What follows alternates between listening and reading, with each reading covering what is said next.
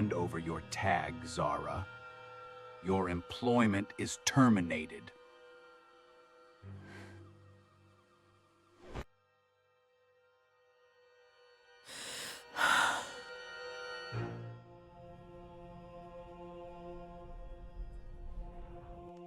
29 days.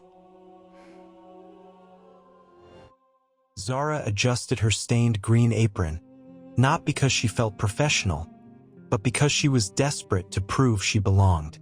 Today felt like the day the 0% bar of her life would finally start to move. The fluorescent hum of the supermarket aisles felt different today, almost like the prelude to a miracle. She stood before the glass of the frozen food section, smoothing her hair and rehearsing the customer service lines she had perfected over the years. She whispered to herself, "Lord, please, let this be the month my hard work is finally seen." As she stocked the dusty shelves, she imagined herself dropping the heavy cardboard boxes for the last time. In her mind, she saw herself walking through a different kind of door, not the sliding automatic entrance of a grocery store, but the tall, arched windows of a palace. She could almost feel the weight of a pearl necklace around her neck instead of a plastic name tag. Her heart was a mixture of crushing exhaustion and a tiny, flickering flame of faith. Outside, the city was moving forward. Social media was likely filled with people hitting their 100% milestones. But Zara was still clenching a box of stock, praying for just one sign that she wasn't invisible. When she was called into the manager's office, the air felt thick with the rock bottom she had feared. She entered with trembling hands, clutching her apron tighter as if it could shield her from what was coming. Minutes later, she stood before the store manager, a man whose eyes were as cold as the refrigerated aisles. Zara presented her case for a promotion with quiet, desperate faith. She spoke of her years of service and her unyielding work ethic. Maybe, just maybe, this 29-day cycle would begin with a yes. But then came the words that dropped her progress bar to 0. Hand over your tag, Zara. Your employment is terminated. Just 10 words, but they shattered the last of her strength.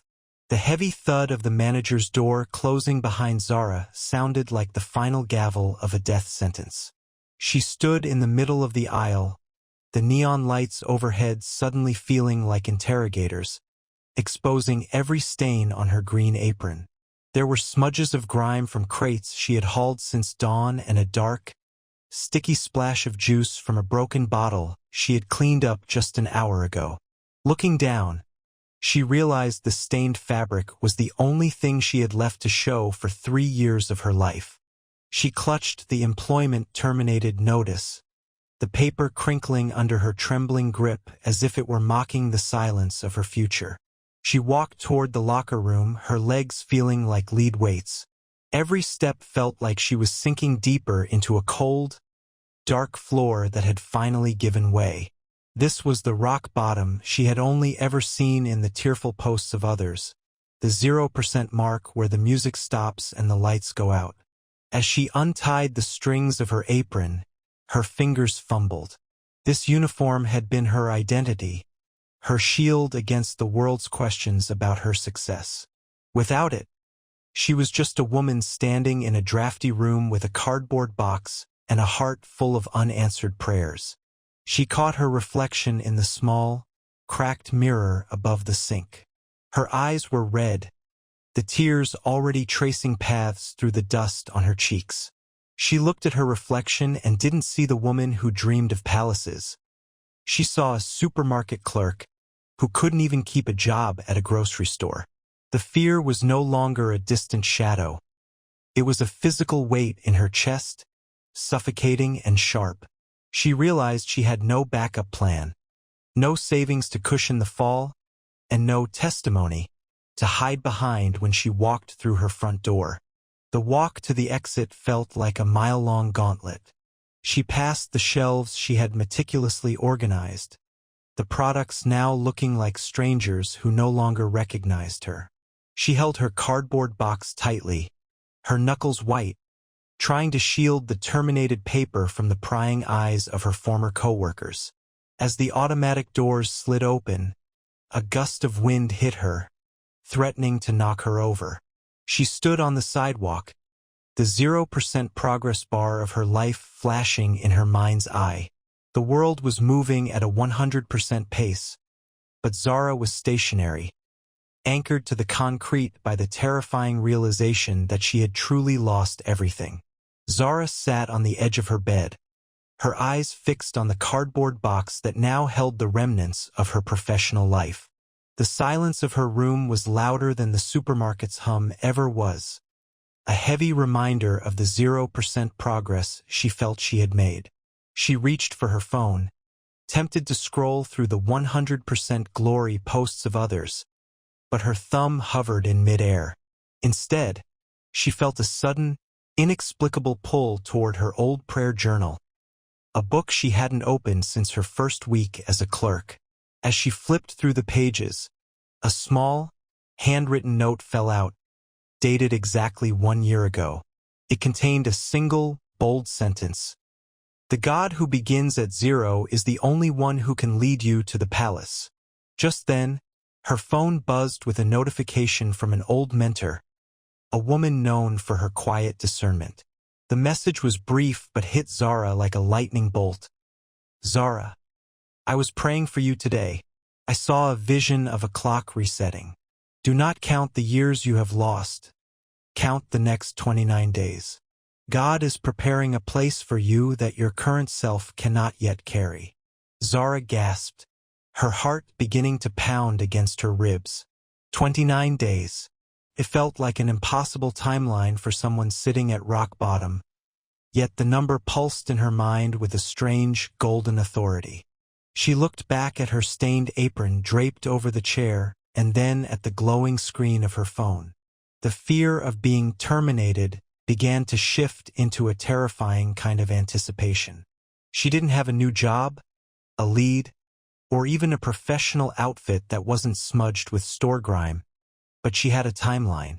She knelt on the floor, the cold hardwood pressing against her knees, and whispered a prayer that felt different from her usual pleas for a paycheck. "Lord, if this is the start of my 29 days, then take the 0% and make it yours." As she closed her eyes, the image of the palace from her dreams returned, clearer than ever before.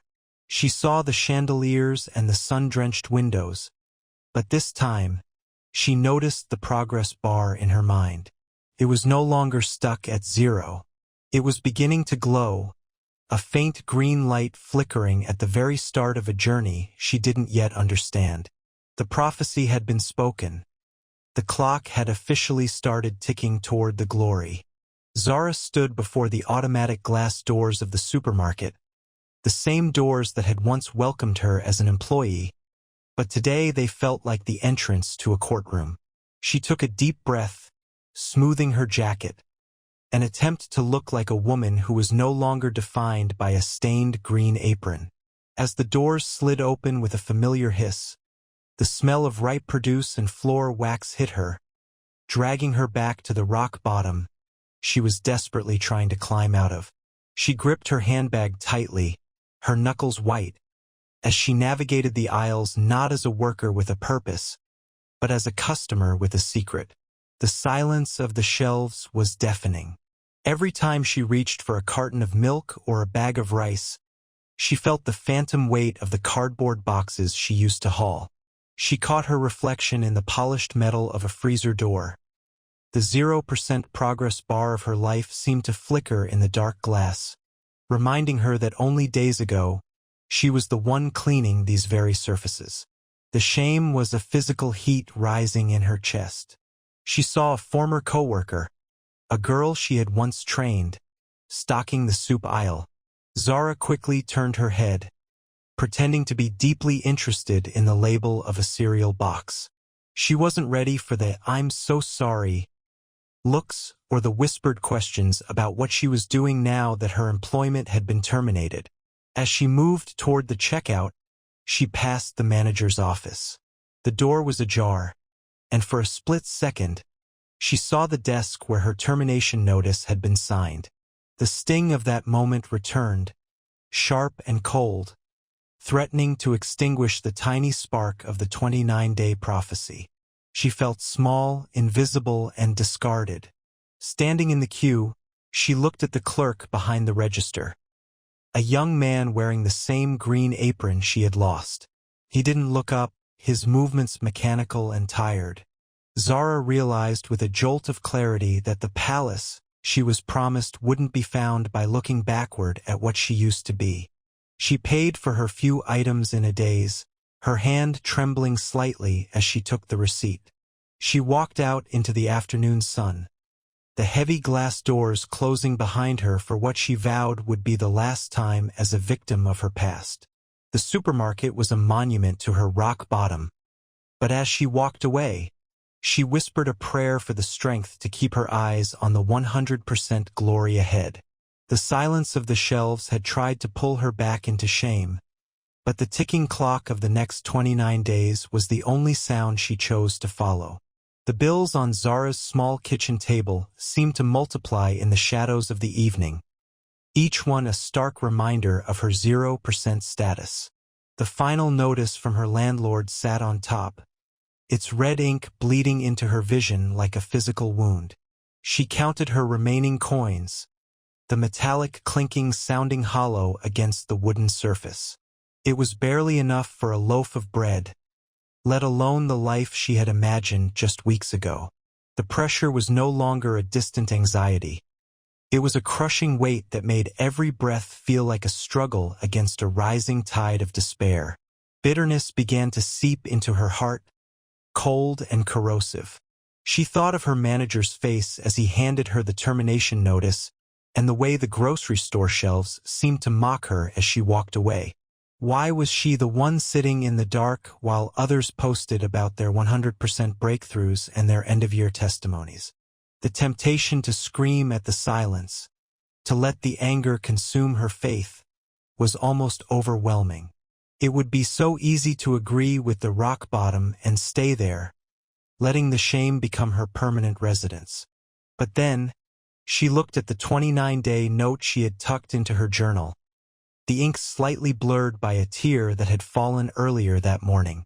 She remembered the promise that her current self couldn't yet carry the palace God was preparing. This was the furnace, the place where the identity she had built on her job and her paycheck was being stripped away until only the foundation remained. She realized that bitterness was a luxury she couldn't afford if she wanted to reach the glory. She closed her eyes, pushing back the images of the red-inked bills and the stained apron she had finally tucked away. With a voice that shook but didn't break, she whispered into the empty room, "I choose the promise."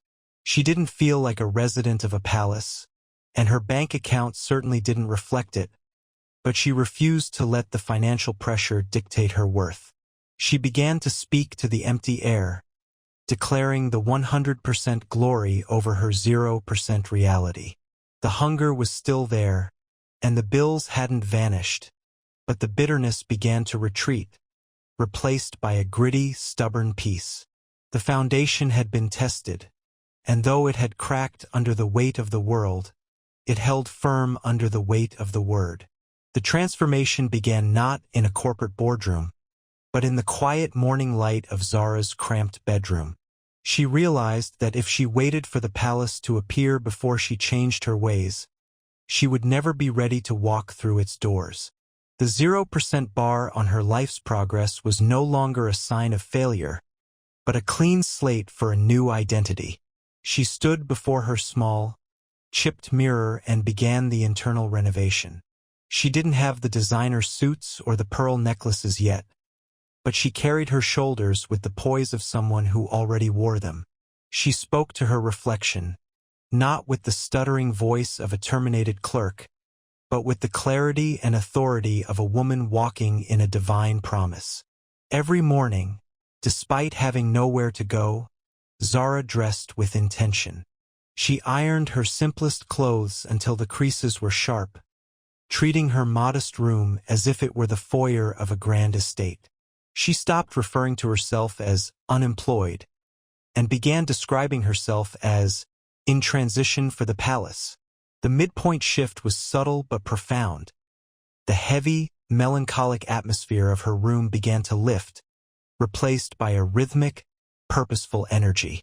She spent her hours studying leadership, refining her speech, and organizing her few belongings with the meticulous care of a royal steward. She was no longer waiting for a miracle to change her. She was changing herself to welcome the miracle. Her prayers shifted from desperate pleas for survival to confident declarations of the 100% glory. She acted as if the palace were already her reality, even while her windows looked out over the same dusty street. The fear of the rock bottom was being crowded out by the discipline of her new life. Neighbors noticed the change in her walk. There was a new spring in her step and a brightness in her eyes that defied her circumstances. The 20th day arrived not with a sunrise, but with a suffocating darkness that seemed to swallow the very walls of Zara's room. It was the midnight of her soul, the hour where the adrenaline of the internal renovation had worn off and the cold, hard reality of her empty bank account stared her down. She sat on the floor, the shadows stretching long and jagged across the hardwood, feeling the crushing weight of the silence. Outside, the world hummed with the indifferent noise of traffic and distant laughter, a cruel reminder that while she was waiting for a palace, the rest of the world was simply moving on without her. The 0% progress bar in her mind didn't look like a clean slate anymore. It looked like a tombstone marking the grave of her ambitions. The promise she had clung to for nearly 3 weeks suddenly felt like a fever dream, a desperate lie she had told herself to survive the shame of the grocery store. 29 days, she whispered, but the words felt hollow, dissolving into the dark before they even left her lips. Doubt, more corrosive than bitterness, began to whisper that she was a fool, that she was just a fired clerk playing dress-up in a rented room, waiting for a door that didn't exist. The rock bottom wasn't just a temporary stop. It felt like her final destination. She looked at her phone, seeing a final disconnection notice, and the last of her composure broke. She let out a cry that was less of a prayer and more of a raw, primal release of agony. It was the sound of a spirit being pressed to its absolute limit. Tears tracked through the dust of her struggle, and for a moment, she allowed herself to feel the full, unvarnished terror of her situation. She felt abandoned in the gap between the no of the world and the yes of God. The 100% glory seemed like a cruel mirage, a destination on a map she was too broken to navigate. In that pitch-black hour, the air in the room grew heavy, not with despair, but with a terrifyingly still presence. Zara lay face down on the floor, her cheek pressed against the cold wood, her strength entirely spent. It was the end of her effort, the total collapse of her own ability to believe. She had reached the absolute zero of her own soul, and it was there, in the center of the midnight cry, that she realized she was no longer holding on to the promise. The promise was holding on to her. The darkness didn't lift, but the fear of it did, leaving her stripped, shivering, and strangely prepared for the transition that was only 9 days away. The morning of the 21st day broke with a silence that no longer felt heavy, but expectant. Zara was standing at her small kitchen counter, nursing a cup of plain tea, when her phone, the same device that had been a gateway for disconnection notices and cold silence, began to vibrate with an unfamiliar persistence. It wasn't a collection agency or a former coworker. It was a private number that seemed to pulse with a different kind of energy. When she answered, the voice on the other end didn't belong to the world of grocery aisles and stocking quotas. It was refined, sharp, and carried the unmistakable weight of the palace she had been glimpsing in her spirit. The woman introduced herself as the executive assistant to a CEO she had only read about in business journals. There had been an administrative crisis, a sudden vacancy in a high-stakes coordination role for an international summit taking place in the city that very afternoon. Your name was passed to us through a mutual contact who spoke of your discipline and your eye for detail, the voice said, unaware that those traits had been forged while Zara meticulously organized supermarket shelves under the pressure of a ticking clock. We need someone who can step into a high-level environment immediately. Can you be at the Windsor Global Headquarters in 2 hours? Zara's heart hammered against her ribs, a rhythmic echo of the 29-day prophecy. This was the 0% turning into an opening, the rock bottom revealing a hidden staircase. She looked at her reflection in the mirror. She didn't have the designer wardrobe of a corporate executive, but thanks to her internal renovation, her posture was already set. Her skin was clear of the grime of the grocery store, and her eyes held a steady, quiet fire. She didn't stumble over her words. She didn't apologize for her current state. She simply replied with a calm, royal yes. As she hung up, she realized the invitation wasn't just for a job. It was a summons to the territory she had been claiming in the dark. She reached for the modest but perfectly pressed outfit she had prepared during her days of waiting. Every button she fastened felt like a seal on her new identity. She was stepping out of the room where she had wept and into a world of marble floors and glass doors. The transition had begun. The invitation was unlikely, random to the world's eyes, but to Zara, it was the first physical manifestation of the 100% glory. She wasn't just a former clerk anymore. She was an invited guest in the halls of influence, and she was ready to walk through the doors God had opened. Zara stepped out of the rideshare vehicle and looked up, the towering glass facade of the Windsor Global Headquarters reflecting the midday sun like a pillar of light. The transition was no longer a mental exercise. It was a physical convergence of two worlds. Just days ago, she had been surrounded by the smell of overripe fruit and the hum of industrial She thought back to the Zara of 29 days ago, the woman standing in the rain with a stained green apron and a heart full of "why me?" and realized that the rock bottom had never been a punishment. It had been the foundation. Every hour of silence at the grocery store, every tear shed over a final notice, and every morning she spent dressing for a job she didn't yet have was a brick in the spiritual palace God was building within her. The glory wasn't in the high-rise view. It was in the peace that now anchored her soul, a peace that no longer fluctuated with the balance of her bank account or the opinions of a manager. A soft notification chimed on her phone, a message from her mother. "I'm so proud of you, Zara. You finally found your place." Zara smiled, but she knew the truth was even more profound. She hadn't just found a place. She had been forged into one. The external palace was beautiful, but it was the internal renovation, the shift from self-pity to radical faith, that was her true testimony. She realized that had she been given this office on day one, she would have entered it with the mindset of a clerk, trembling and insecure.